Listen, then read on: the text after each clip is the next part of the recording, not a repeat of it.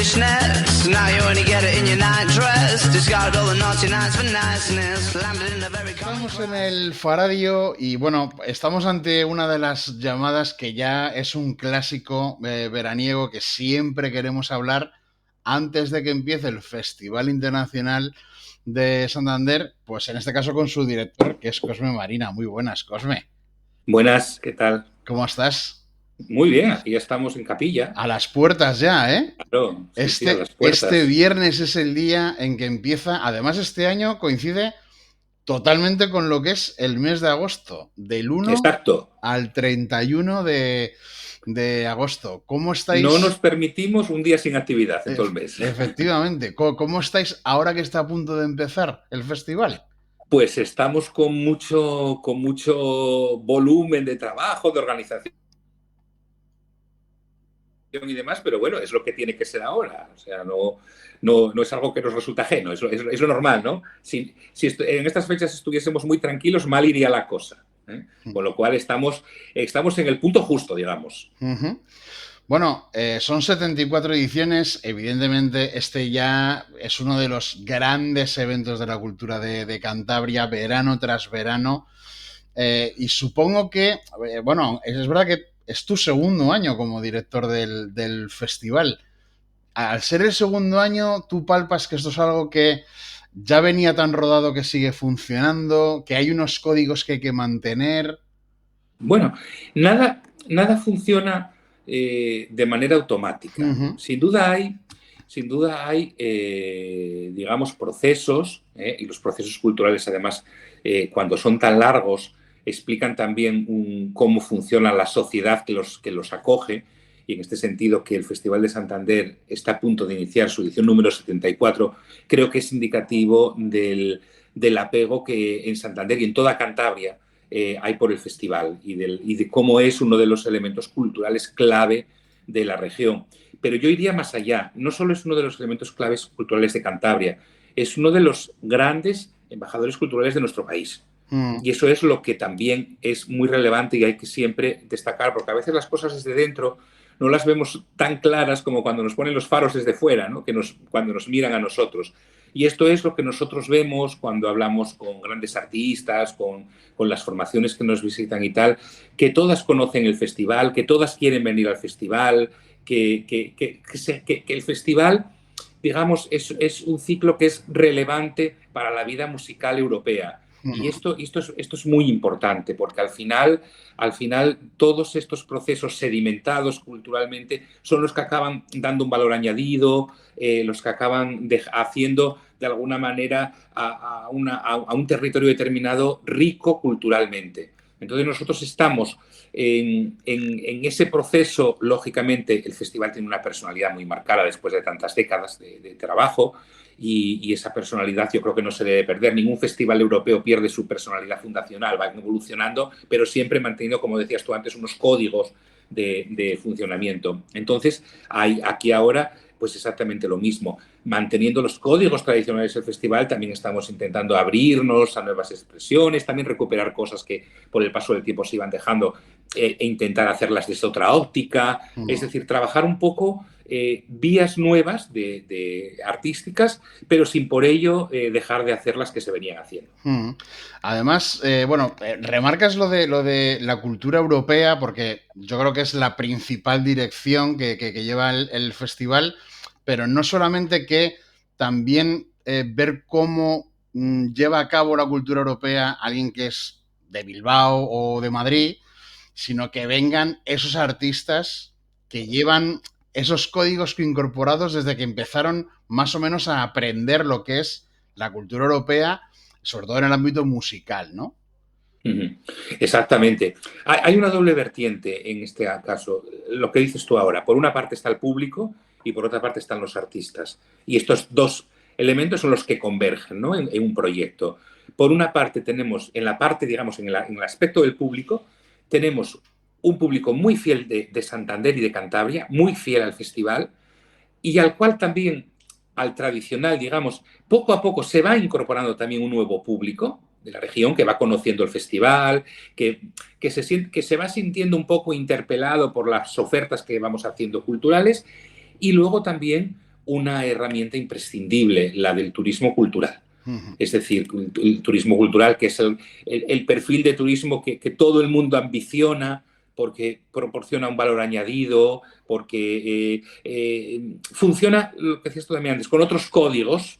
Ahí nos enlazamos con Europa y entonces ahí tenemos por una parte muy importante de público del resto de España, pero también un creciente número de público de otros países de Europa.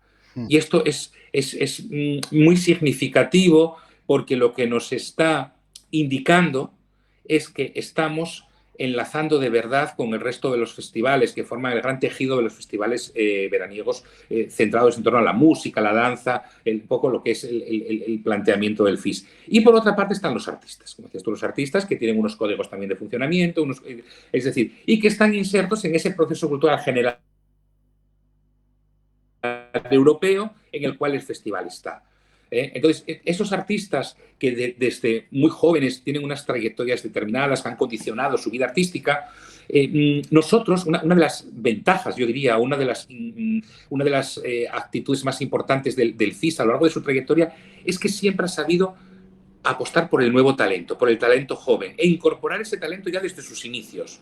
Este año vamos a hacerlo precisamente desde la inauguración del festival, desde el primer día. Es decir, el viernes día 1 en el festival va a estar inaugurando el festival el Junior Ballet de la Ópera de París.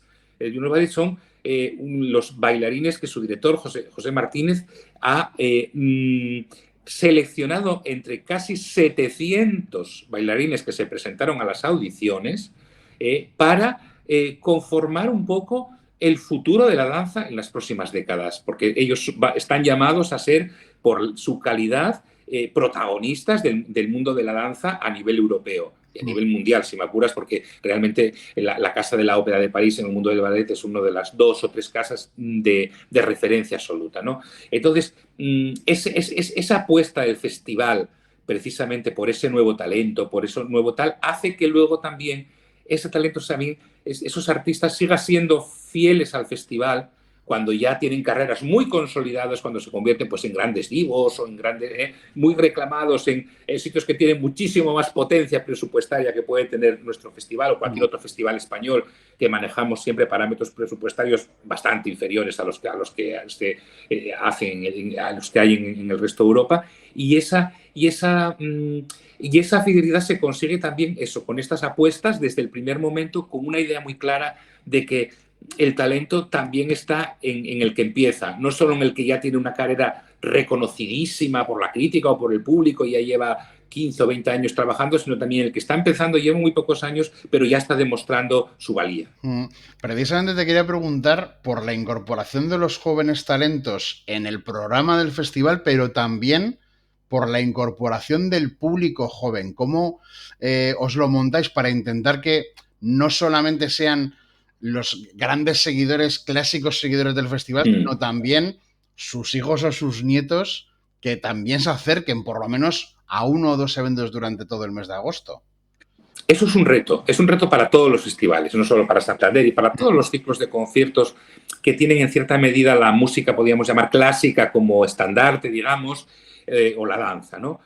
Bueno, yo creo que sí que está poco a poco consiguiéndose ese relevo. Para mí lo importante es conseguir el relevo sin perder a los de siempre. Eso es muy importante, porque en muchos ciclos se ha apostado por unos trabajos, digamos, que han acabado casi expulsando al público de siempre. Y no se trata de esto. Es decir, el público que ha estado fiel al festival durante 20, 30 años tiene que seguir sintiéndose cómodo en el festival, que los espectáculos que se le ofrecen sean espectáculos que les interesan. Pero también hay que ir poco a poco ganando esos espacios nuevos. Bueno, pues esos espacios nuevos se ganan con propuestas diferentes, con propuestas que mezclen, con propuestas que busquen la interacción entre diferentes disciplinas artísticas. Te voy a poner un ejemplo. Vamos a tener, justo en el primer tramo del festival, el miércoles día 6 de agosto, vamos a tener un concierto muy especial, que no es un concierto. Vamos a hacer un ballet muy especial, que no es un ballet, pero que es un concierto y un ballet. No es ninguna de las dos cosas, pero lo es. ¿Por qué? Vamos a hacer una obra que yo creo que todo el mundo conoce, Las 4 estaciones de Vivaldi. Creo que es una obra, que si hay una obra de la historia de la música clásica conocida, puede que esté, si no la primera, la segunda en el top 10, ¿no? De obras conocidas, todos la conocemos, las 4 estaciones de Vivaldi. Bueno, la va a hacer un grupo de Concert de la Loge, un grupo francés maravilloso, especialista en este repertorio y que está considerado uno de los mejores en estos momentos en Europa. Ellos van a tocar la obra, pero a la vez va a haber una compañía de ballet delante de ellos. Una compañía que se llama Cafir, que el año pasado nos hizo un espectáculo que se llamaba Folía, que fue una auténtica locura para el público, y ellos han coreografiado la música de Vivaldi con danzas urbanas. Es decir, han enlazado el barroco con el hip hop y otros estilos de la danza urbana. Es decir, indudablemente, los que, como yo, ya tenemos canas y ya están por aquí, pues vamos a disfrutar, sin duda, de la música maravillosamente interpretada, pero a la vez nos vamos a dejar seducir para cómo los jóvenes han reinterpretado esa música a través del movimiento y de la danza desde el lenguaje de la contemporaneidad. Bueno, pues yo creo que este tipo de proyectos son como un puente también entre los públicos, entre el público de siempre y entre el público nuevo. Y el mundo de la danza en esto nos ayuda mucho también, pero hay otras mezclas o otras interacciones que podemos hacer. Por ejemplo, vamos a hacer también entre la música contemporánea y la literatura, con el compositor Benet Casablancas y el novelista Antonio Muñoz Molina. Vamos a hacer una sesión conjunta de ambos en un proyecto que se llama Jardín de Haikus, ¿no? Entonces, es decir, esa búsqueda de formatos nuevos, de intentar al repertorio tradicional buscarle otras aristas, que las tiene, sin por ello desnaturalizarlo, no, manteniéndolo ortodoxamente como es, pero con otra mirada distinta. Eso yo creo que nos puede ayudar y nos está, de hecho, ayudando, porque realmente este tipo de proyectos, hemos de decir que estando el público de siempre, el público que llega nuevo es un público mucho más joven, y que ya se siente de alguna manera totalmente, digamos, presente en lo que el festival les ofrece. Digamos que ya les llega el momento de que se puedan sentir partícipes ellos mismos, ¿no? De algo Exacto. que a lo mejor han escuchado hablar a sus padres o a sus abuelos, pero era algo como que veían de lejos y, sin embargo, pues tienes a Vivaldi con hip hop, tienes a Rodrigo Cuevas, que yo creo que es algo que hace unos años nadie hubiera pensado que un Rodrigo Cuevas podría haber actuado en el FIS, ¿no? No solo que yo creo que nadie hubiera pensado que fuera a actuar en el FIS, pero yo creo que también lo que nadie hubiera pensado es que fuese el primero que iba a agotar las localidades de venta anticipada. Creo que esto es una señal. 2 días, porque está en 2 sesiones. Esto es una señal. Es decir, cuando un artista de una manera tan rápida agota las localidades a la venta en 2 sesiones, no en una, en 2 sesiones, pues está indicando que hay un interés por lo que él va a presentar y por lo que va a hacer. Pues lo que dices, ¿no? Si a lo mejor hace 10 años nos decían esto, estás loco, pero ¿qué va? Esto ahí no interesa, esto no, ¿qué va? En el festival, en el FIS, ¿esto qué va? Esto no va a funcionar. Este latiguillo, esta cosa yo me la he encontrado, me la he encontrado en estos 2 años, mucho de, esto no funciona. No, esto en Santander no va a funcionar. Y yo digo, ¿dónde está escrito? Dime ¿dónde está escrito con letras que no podamos borrar que esto no va a funcionar? Habrá que probarlo y si no funciona, pues no funciona. Ya buscaremos algo que funcione, ¿no? Pero porque eso es otra cosa que para mí es innegociable de cualquier proyecto cultural. Quienes estamos en proyectos culturales también, como todo el mundo, tenemos derechos a equivocarnos alguna vez, porque algunas veces queremos hacer proyectos con la mejor de las intenciones, pero no funcionan. Bueno, no pasa nada, es decir, porque de lo que más se aprende al final siempre en cualquier profesión es de los errores, porque te sirven para reconstruir un discurso y para ver por dónde tienes que seguir. Pero, desde luego, del riesgo puede venir algún error, pero los mayores aciertos siempre van a venir del riesgo. Bueno, además, yo creo que ayuda que tengas una programación de 31 días, ¿no? Como diciendo, puedo hacer determinados ensayos porque si hay un día o 2 del festival, por lo que sea, no me sale, tengo todo un mes para demostrar que he traído un montón de cosas muy interesantes, ¿no? Claro, es que ten en cuenta que el Festival de Santander es uno de los festivales de España, y yo diría casi que de Europa, que más peso tiene, digamos, en su presupuesto la taquilla. Nosotros también tenemos ahí una obligación de que los espectáculos funcionen y que la gente se interese por ellos y para eso pague sus entradas, ¿no? Porque la participación del público en el peso conjunto del festival es muy importante. Entonces, por eso, como dices tú, en un festival extenso con múltiples propuestas, puedes arriesgar en determinadas apuestas que haces, porque al final haces un poco un encaje de bolillos contrapesando unas cosas con las otras. Y los proyectos que realmente consiguen una gran recaudación ayudan a los proyectos que sabes que van a tener menos recaudación, pero que eres consciente que se deben hacer, porque también la obligación de un ciclo cultural público, como al final es el FIS, que no deja de ser una fundación pública, tiene en este sentido una obligación, ¿no? Es decir, una obligación cultural con su entorno, con el patrimonio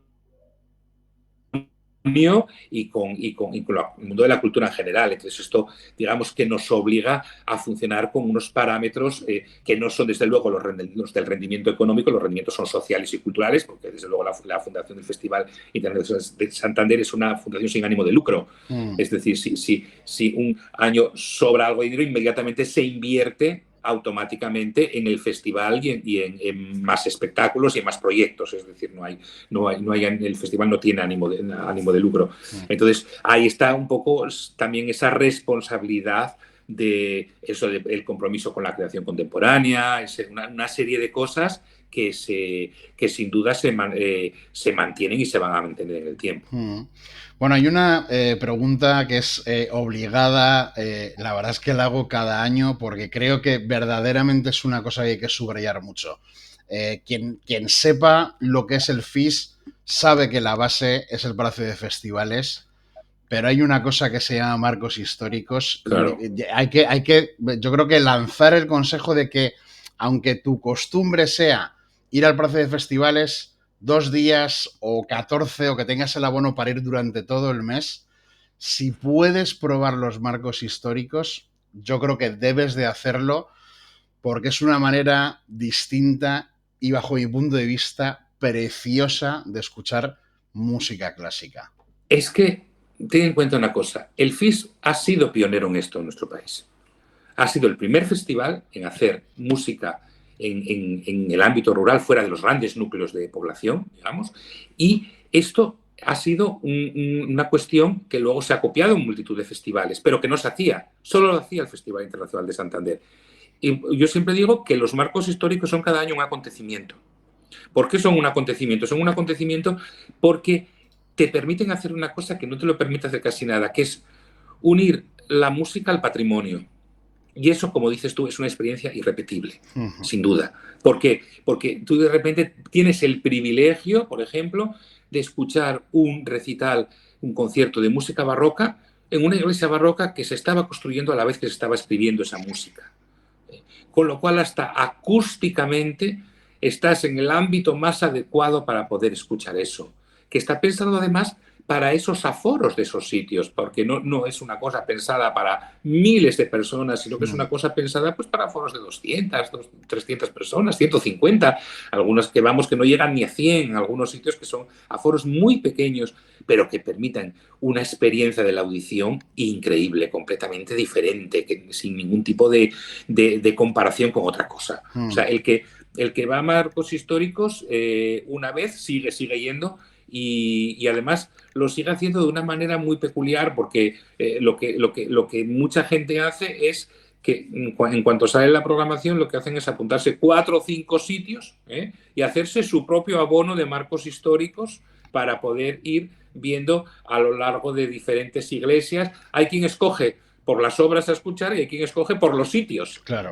Cada uno escoge según, porque hay quien quiere ir a la Bien Aparecida y siempre quiere ir al Parque de Rasines y siempre quiere ir a Suances, o quien dice, no, yo voy a Noja y a no sé dónde más. Es decir, que y sin embargo otros dicen, no, es que yo quiero pues recitales de música barroca, yo quiero música de cámara. Entonces van buscando donde hay música de cámara romántica, o donde hay música barroca. Es decir, se van poco a poco los dos mundos, digamos, entrelazando, y eso configura además un público muy especial, que eso es otro de los grandes aciertos de Marcos Históricos, que mezcla el público local con el público que está de veraneo, con turistas y demás. Y esa mezcla, eso es impagable, porque realmente es una manera de conciliar dos mundos que al final, gracias a la música y gracias al patrimonio, acaban siendo uno solo, que es de lo que al final se tratan los conciertos. Al final es sintonizarse los que vienen de Alemania o de Inglaterra o de Italia con los que dicen, mira, hoy en mi pueblo tengo un concierto de música de cámara en la iglesia. Eso es. Desde luego que es una auténtica maravilla. Para terminar, Cosme, no puedo evitar hacértela, aunque ya sé que igual me dices que es demasiado temprano porque queda un año, pero claro, se va asomando la 75 edición. Sí. Además es que recientemente la presidenta de Cantabria dejaba caer como que el gobierno de Cantabria también atenderá que siendo la 75 edición, pues se supone que arrimarán un poco más el hombro para que sea una edición un poco más especial. ¿Tenéis algo ya? Sí, yo creo que lo van a hacer, pero no solo el gobierno de Cantabria.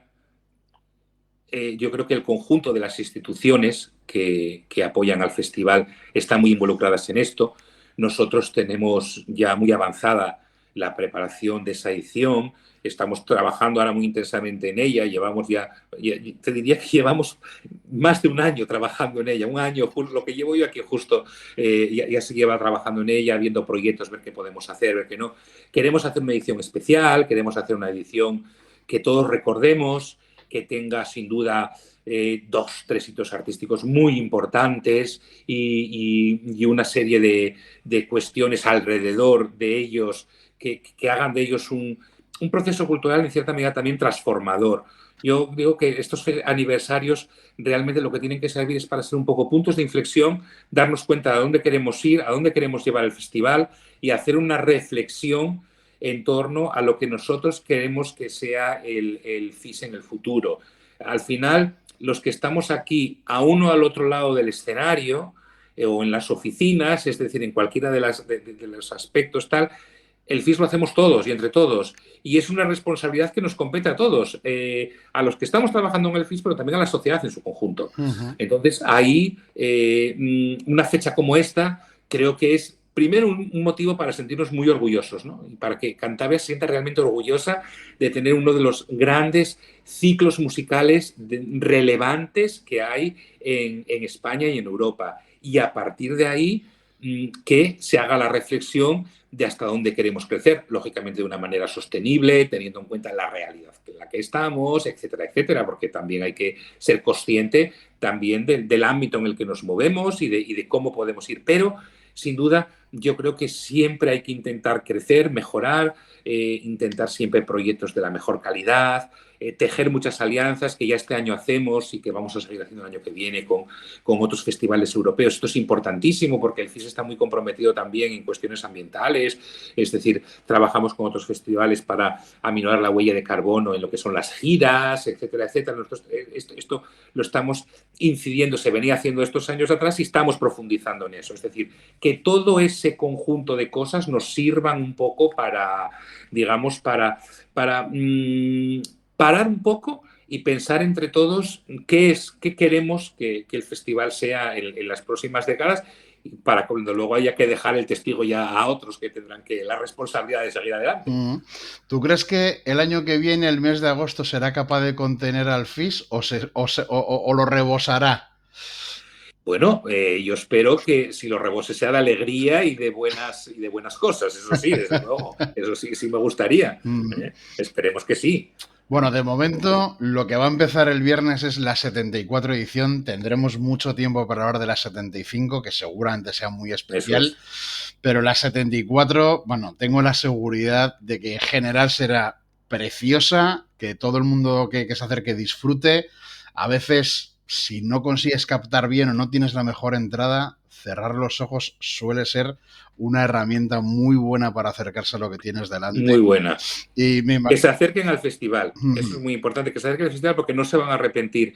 Hay muchas propuestas muy diferentes y estoy seguro que esa es la intención además del equipo que hacemos el festival, que cada persona pueda al menos encontrar un espectáculo en el que disfrutar y sentirse cómodo. Y estoy seguro de que el que no haya estado nunca viene y volverá. Pues eso yo casi diría que garantizado, porque por ejemplo es lo que me pasó a mí, que cuando lo probé dije, esto ya es cita anual. Muy bien, muy bien. Cosme Marina, director del Festival Internacional de Santander, te deseamos mucho éxito este mes de agosto. Desde luego que disfrutes de todo lo que puedas ver, que seguro que será mucho del festival. Y por supuesto, muchas gracias por atender la llamada del Faradio. Muchísimas gracias a vosotros porque siempre estáis ahí y eso es muy importante. Porque lo que te decía antes de que a todos nos compromete, hay también el compromiso vuestro ya es de tiempo y es sostenido en el tiempo. Y eso para un ciclo como este es muy importante también. Pues muchas gracias, Cosme, y un abrazo. Un abrazo.